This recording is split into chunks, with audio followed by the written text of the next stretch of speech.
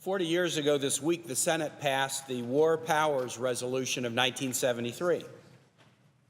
The resolution was passed in a time of great controversy during the waning days of the Vietnam War. The purpose of the resolution was to formalize a regular consultative process between Congress and the President on the most momentous decision made by our nation's government, whether to engage in military action.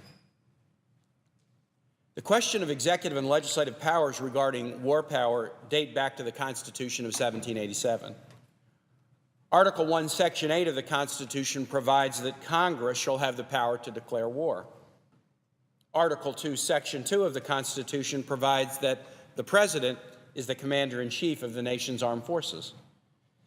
In the 226 years since the Constitution was adopted, the powers of the respective branches in matters of war have been hotly debated. In a letter between two Virginians in 1798, James Madison explained to Thomas Jefferson, quote, "The Constitution supposes what the history of all governments demonstrates, that the executive is the branch most interested in war and most prone to it. It is accordingly with studied care vested the question of war in the legislature." Madison's definitive statement notwithstanding, the intervening history has been anything but definitive. Academics and public officials have advanced differing interpretations of the constitutional division of power. There's no clear historical precedent in which all agree that the legislative and executive branches have exercised those powers in a consistent and accepted way. And the courts have not provided clear guidance to settle war powers questions. Some facts, however, are very clear. The United States Congress has only formally declared war 5 times. In many other instances, Congress has taken steps to authorize, fund, or support military action, and in well over 100 cases, presidents have initiated military action without prior approval from Congress. Now, Congress supposed 40 years ago that the War Powers Resolution of 1973 would resolve many of these questions and establish a formal process of consultation on the decision to initiate military action. But this was not the case. President Nixon vetoed the resolution, and while Congress overrode the veto, no administration since has accepted the constitutionality of the resolution. Most recently, President Obama initiated American involvement in a civil war in Libya without congressional approval.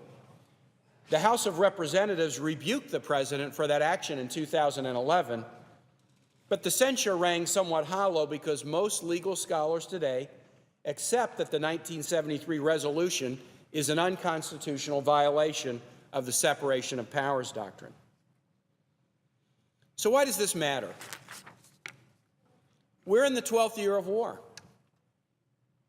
The attack on our country by terrorists on September 11, 2001 was followed 1 week later by the passage of an authorization for use of military force that is still in force today. The authorization is broadly worded, and both the Bush and Obama administrations have given it an even broader interpretation. In recent hearings before the Senate Armed Services Committee, administration officials expressed the opinion that the authorization of September 18, 2001 might justify military action for another 25 to 30 years in regions spread across the globe against individuals not yet born or organizations not yet formed on 9/11. This was likely not contemplated by Congress or the American public in 2001. Congress is currently grappling with the status of the authorization and whether it should be continued, repealed, or revised. We face immediate decisions about the reduction of American troops in Afghanistan and the size of a residual presence we'll leave in that country to support the Afghan National Security Forces. We're wrestling with the scope of national security programs that were adopted in furtherance of the authorization, and we're engaged in serious discussion about new challenges from the rebellion in Syria to growing nuclear threats in Iran and North Korea. All of these issues are very hard. Mr. President, I recently returned from a trip to the Middle East, a CODEL sponsored by Senator Cornyn, and accompanying us were Senators Cochran, Sessions, Bozeman, Fisher, and in Afghanistan, Senators McCain and Graham. In Turkey and Jordan, we heard about the atrocities committed by the Assad regime in Syria and the flood of refugees pouring into those neighboring countries. In Afghanistan, we met with our troops and heard about the slow transition from NATO forces to Afghan security. In the United Arab Emirates, we discussed the growing threat of Iran throughout the region. And we made a meaningful stop at Landstuhl Regional Medical Center in Germany to visit recently wounded Americans and NATO partners who've sacrificed so much in this long war against terrorism. In the voices of our troops and our diplomats and our allies and our wounded warriors, we heard over and over again a basic question: what will America do? Answering this question isn't easy, but I believe that finding answers is made more difficult because we do not have any agreed-upon consultative process between the President and Congress.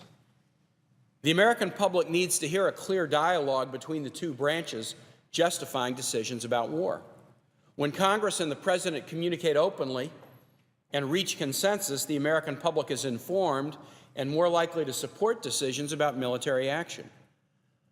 But when there's no clear process for reaching decision, public opinion with respect to military action may be divided to the detriment of the troops who fight and making it less likely that government will responsibly budget for the costs of war.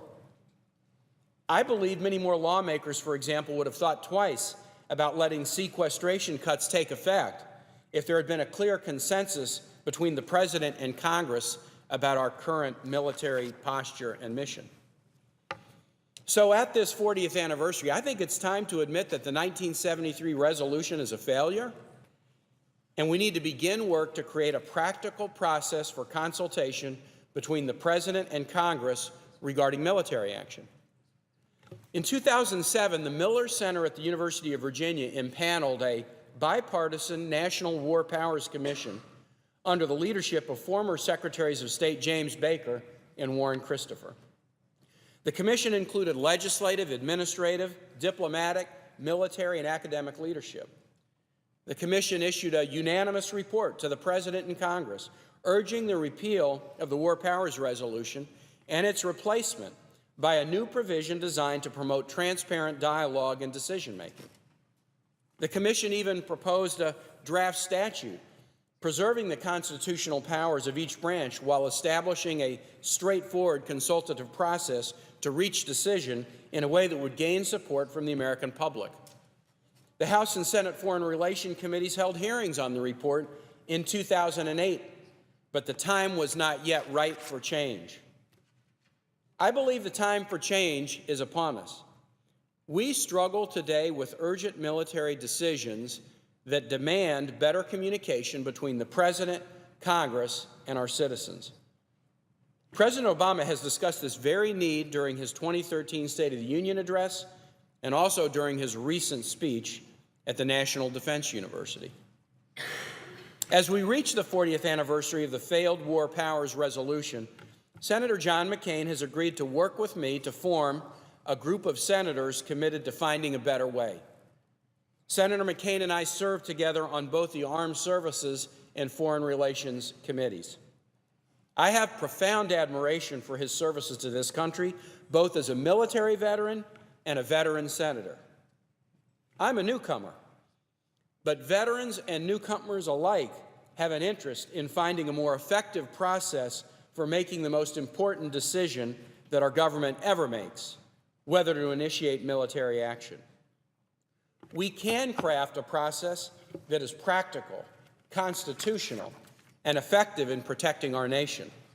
We owe this to those who fight, and we owe this to the American public. Mr. President, I yield the floor and note the absence of a quorum.